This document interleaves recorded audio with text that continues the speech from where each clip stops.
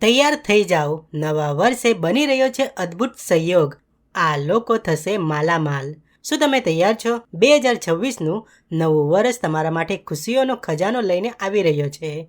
જ્યોતિષીઓના જણાવ્યા અનુસાર નવા વર્ષની શરૂઆતમાં બ્રહ્માંડમાં થનારી કેટલીક અદ્ભુત ઘટનાઓ સાથે થશે. ગ્રીક પંચાંગ મુજબ 18 જાન્યુઆરીએ મકર રાશિમાં સૂર્ય અને ચંદ્રનું મહામિલન થવા જઈ રહ્યું છે.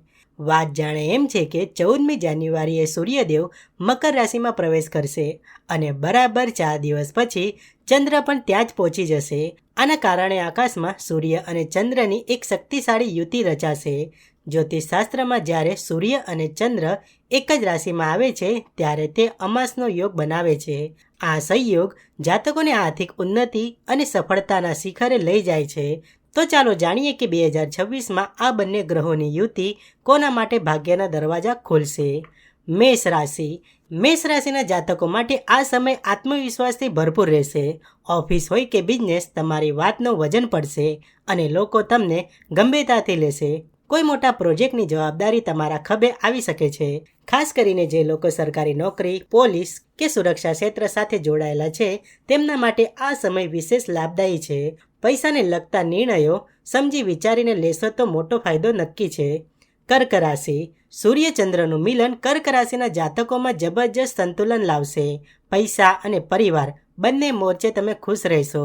ઘરનું વાતાવરણ શાંત અને સુખદ રહેશે. તમને પૈસા બચાવવાની સારી તક મળશે.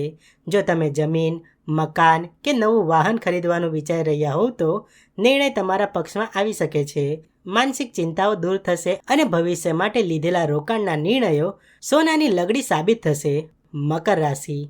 તમારી જ રાશિમાં આ યુતિ બની રહી છે એટલે સૌથી વધુ ફાયદો તમને જ થવાનો છે.